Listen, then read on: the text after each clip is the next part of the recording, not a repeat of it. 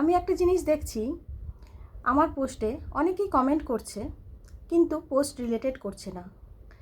আমার ভিডিওতে অনেকে কমেন্ট করছে কিন্তু পোস্ট রিলেটেড নয়।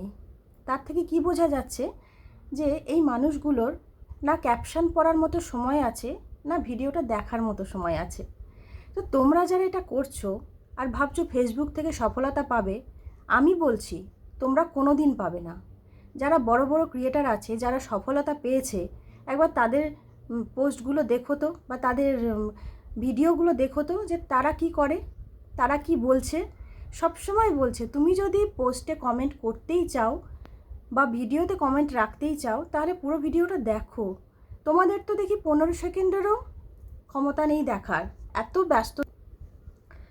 তো এইভাবে যে তোমরা কমেন্ট করছো পোস্ট রিলেটেড নয়, একটা ক্যাপশন পড়তে খুব বেশি হলে 30 সেকেন্ড লাগবে, সেটুকু টাইম তোমাদের নেই ভাই। প্লাস তোমরা ভিডিও দেখছো, ইনফরমেটিভ ভিডিও, সেখানে কি লেখা হচ্ছে খুব সুন্দর লাগছে। ইনফরমেটিভ ভিডিওতে কী সুন্দর লাগে আমাকে একটু বলবে তোমরা?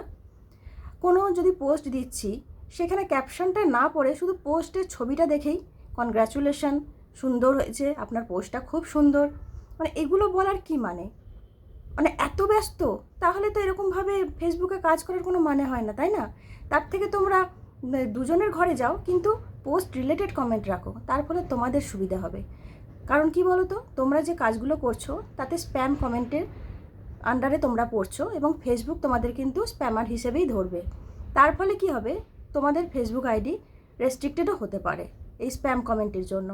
তো তোমরা ভেবো না যে আমি ফটো পোস্ট করে দিলাম, ভিডিও পোস্ট করে দিলাম, লোকের কমেন্ট বক্সে গিয়ে কমেন্ট যা খুশি একটা লিখে দিয়ে চলে আসলাম, আমি বিশাল কাজ করে ফেললাম, একদমই না।